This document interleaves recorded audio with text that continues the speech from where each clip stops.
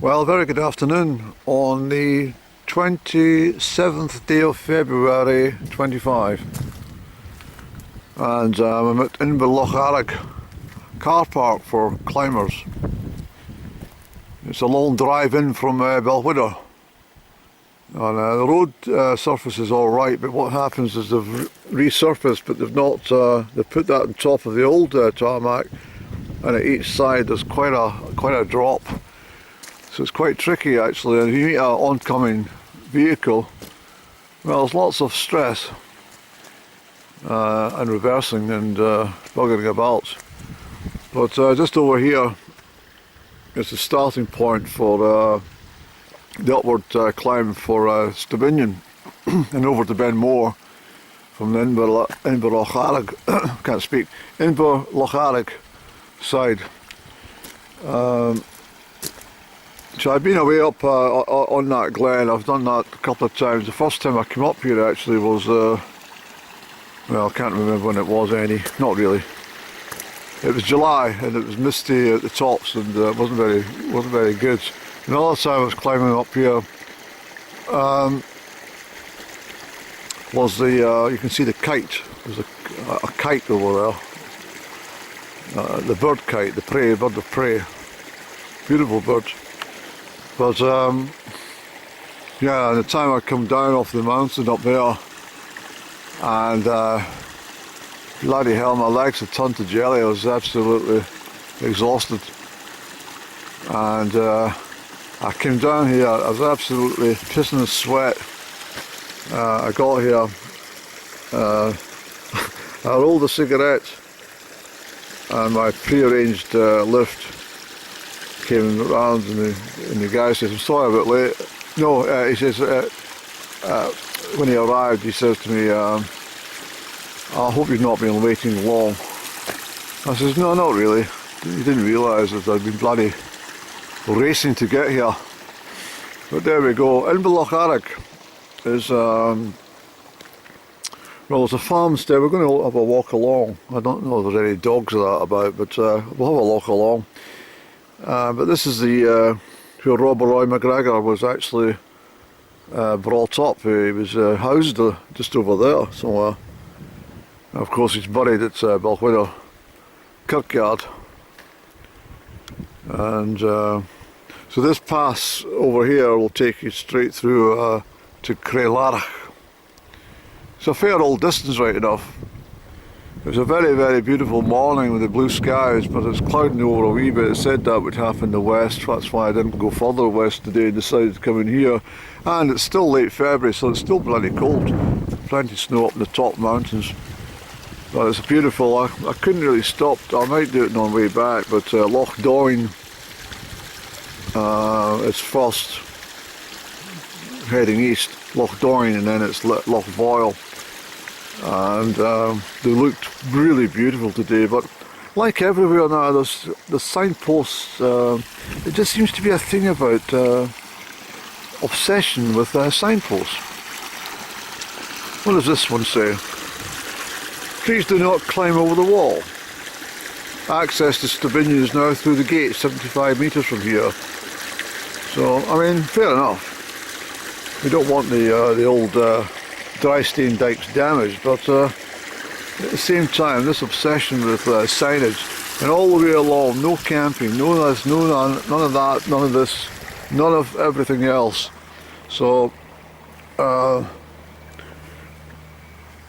motorists, don't leave your valuables in the car. I mean, that's not a sign you would have seen up here in the 1960s or 1970s. I'm not sure.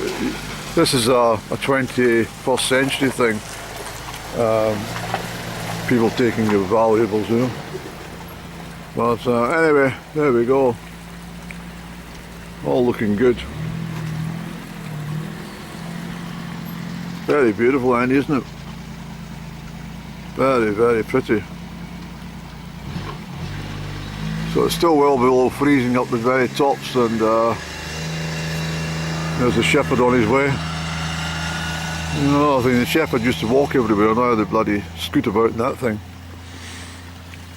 Not much exercise for the dogs either, mind you. Have you seen these sheepdogs they're operating the cover? huge distances when they're rounding up sheep. I have to say a sheepdog is, well, it's just like everything, isn't it? It's God designed animals for every single thing. He designed dogs for rounding sheep. So as I say, I'm out here in Inverlochlarig. I might have to, I was doing a bit of chat on this camera. I noticed my screen was black, so it may well have caught out. Hopefully the battery's alright.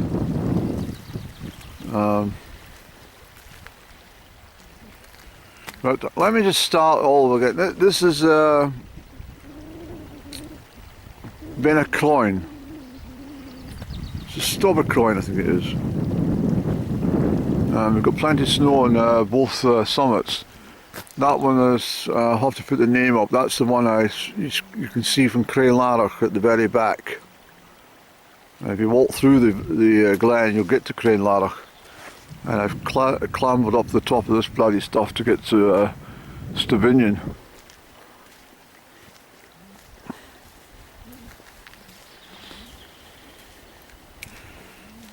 What I was saying though is, let's start again with this chit chat in regards to what I was going to talk about, I should say.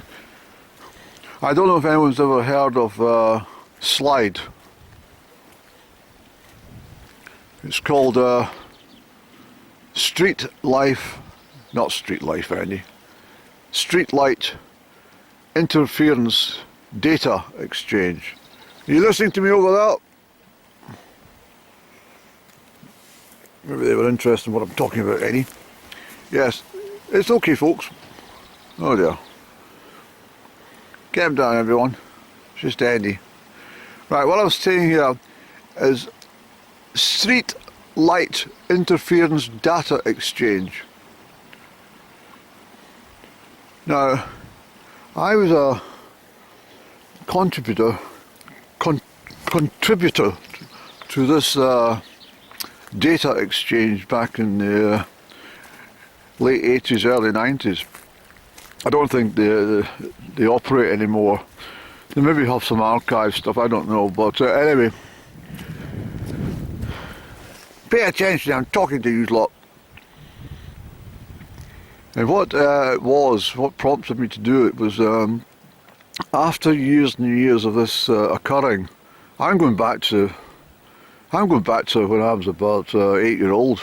I first noticed me having an impact on lampposts. As I walked past a lamppost, the light would either go off, or if the lamp was already off, it would come on all by itself. And I started to notice this, and this is very, very odd. I'm talking just in my hometown of Crieff. Regardless where I was, I walked past a lamppost and the light on it would just automatically turn itself off or switch itself back on. It was amazing. But as I grew with years and matured a little, I realised I had an opportunity to share my experiences when I discovered this organisation called SLIDE, Street Lamp Interference Data Exchange. And so what I was saying before my camera sort of went wonky, I think I cut myself off, was that of my recent complaints to the council, and this is what I'm saying, the council have just increased their council tax by 9.5%, but they've cut services by about 15 to 20%, so it doesn't add up. And what I was trying to iterate was that what we actually do is we pay for council employees' salaries and also for their golden pot pension funds. And if they want any severance package for leaving, for taking early redundancy or something, early retirement even, then we pay for it through council tax. This is why they keep increasing it. And so we don't get any extra services for all this extra money keep having to give to the council. But what I do is I like to get my money's worth from the council. So in order to do that, I keep phoning them about different things. Relevant things, not just cheesy things. Things that matter to myself and the wider community.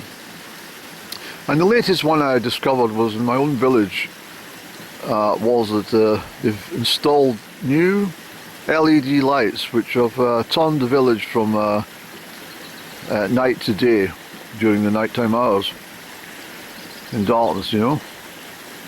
So I called them to complain, and they've been on this job for about 10 years, so they've changed every single light bulb for every single lamppost in the whole of Perth and Kinross region. In the last decade, the cost of this must be astronomical, and this is all part of this bloody net zero nonsense. And what actually occurs, there's no such thing. It's impossible, absolutely insane, but it's impossible to reach net zero. Net zero targets are meaningless because in order to meet net zero, you would have to remove all the hydrogen and all the carbon from the atmosphere. So of course we'd all perish, we'd all die within an hour. And I mean, water, hydrogen oxide, H2O, there's water. Carbon dioxide, CO2. So you need carbon for carbon dioxide, you need hydrogen for water in the atmosphere, water flowing through the streams, you know. So this net zero, the bloody nationalists, this lunatic Swinney and his backers in the Green Party, the snivelling Greens, the lunatics, and they're costing people hundreds and hundreds of pounds a year to maintain this fallacy, this complete fabrication that at some point we're all going to fry. Climate change, well so what? Climate's been changing since the bloody planet was made. God's not finished his work. He's just tinkering at things and said, I'd like to make this part of the globe a little bit hotter. I might actually make this a bit colder. I quite like seeing the ice and snow in Siberia, for example. But what I mean is that we pay all this money, and this LED lighting that they've chosen to put in every single bloody lamppost, it's insane. It's completely insane, and I mean, what is that going to do? The light doesn't affect the bloody atmosphere. It's just done so that they can annoy you. It means that you can keep you awake at night. Let me remove some footage from my camera so that I can continue. You're lucky, I won't be talking to you for very long. I need to remove some footage so that I've got more for chatting today, you see. But nice seeing you anyway. Soon be springtime. I bet you're glad, yes. Now that was quite good timing. I stood and deleted some film from my camera in order to give me more to chat today. But, there's more houses than I remember from the last time I was here. It's very strange how your memory works, but I took some time to have a chat with the bloke and he was doing some work in his garden and stuff. Well, not gardening, but he was just out there. A good old chat with him. And I thought, what a beautiful place to stay, but it must be absolutely coarse and oppressive to be here in the winter months. We were just talking about the road itself, just how badly it is with the, as I said already, I think, the tar's on there, but they haven't done anything with the sides, and it's great big drops. Never mind, Tiny. So I've been through there, that's why. Sorry to hark on about that. So yes, it's a long while back, Andy, you done that. A long time ago, sir. Inverlochlarig venison. Special offer, venison mince, buy two get one free, while stocks last. Well, I think I'll do that. It's open, but I need to ring for attention, please. Ding, ding, ding. I'll get some mince to make some bolognese, please. What a strange place for a shop, Annie. Never mind, this will be good. The shops, I can't get anybody to get my mince, my venison, for my bolognese, but I'll give it a try when I be back, I think. I'll be a bit more determined on my return journey. I'll give a bit of a shout out, but it's a Inverlochlarig farmhouse and it's absolutely wonderful. And but it's pretty bleak out here, Annie. But what I was saying there before I stopped for remove things from my thing is that yes, the net zero nonsense that's Swinney and the SNP and the Greens all hark on about instructions under the World Economic Forum that this is how we're going to live. They take no account into people's personal circumstances. And I'm for one and very pleased that British Petroleum, BP, are happy to, return to oil and gas exploration and put the two fingers up to the whole bloody lot of these left-wing lunatics. And I can't wait for it to turn, well, get bags of coal back out of the mines in Scotland. I'd love to see that happen. I mean, the whole thing's just a nonsense, Andy. But, I mean, you can imagine try to cut about here in an electric vehicle or something like that. Look at the little chaffinch over there, Annie. She's been a long winter, Andy. I suggest it has. A very long time, sir. We're getting there. So we'll cross the bridge and we'll see what's what.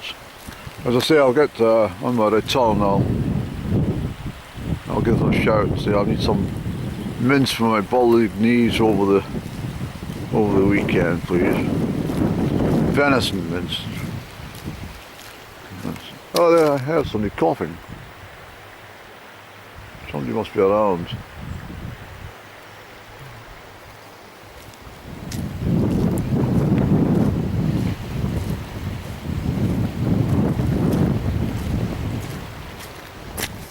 What a fabulous day in here.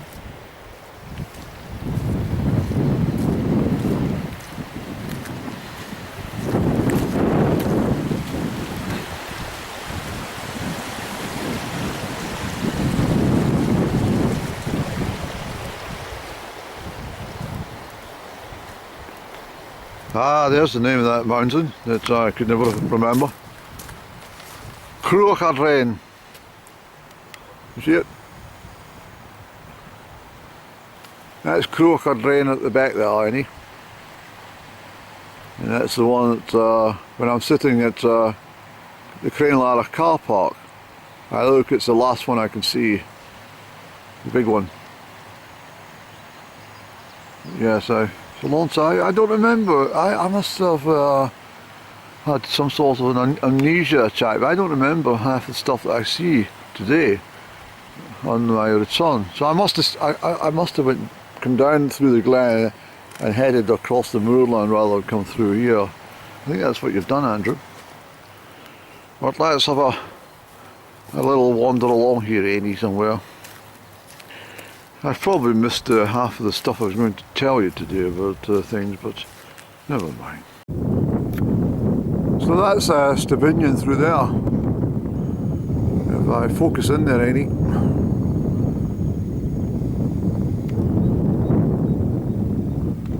You might see the top. That's Stevinian.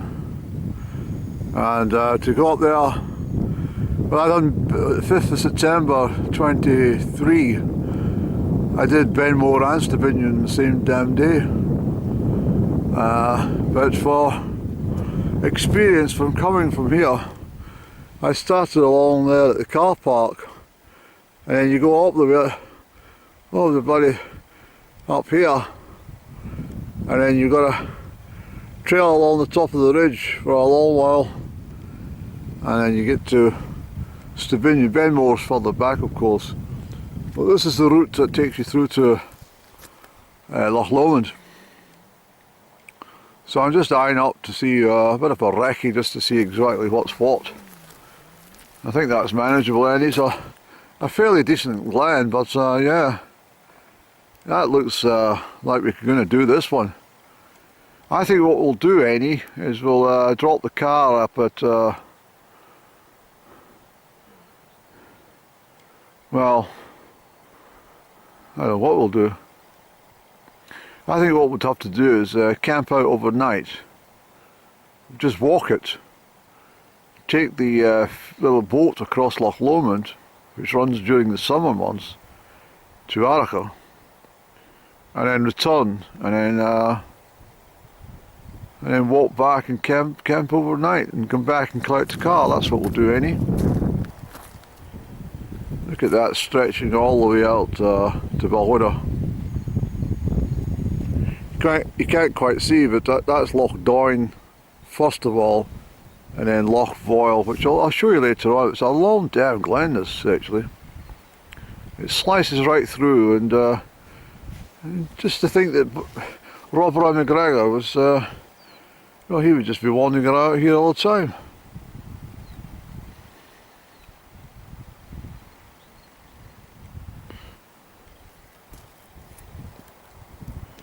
Yes. What a place to live, eh?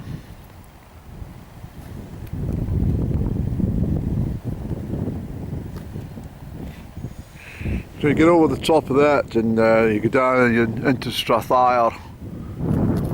And anyway, I'm not sure you can hear me with the wind, but look at that. We'll try and get a better photograph of Stibinion. So there we are, it's clear for a moment. Clear enough for a picture, Annie.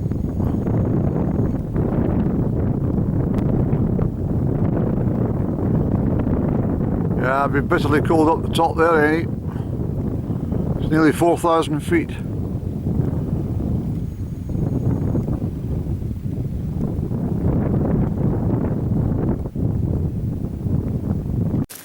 And there's the sun coming back out for us, Andy. So I've got my venison on the return journey. Absolutely brilliant.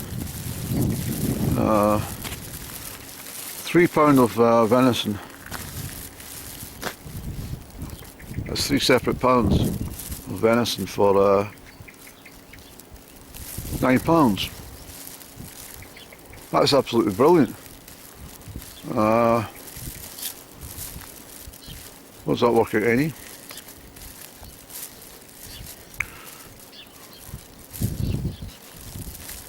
Well, it's what it is. It's 3 for 2. Pay for 2, you get 1 free. That's pretty good, Annie. And so these deer were obviously slaughtered back in before Christmas.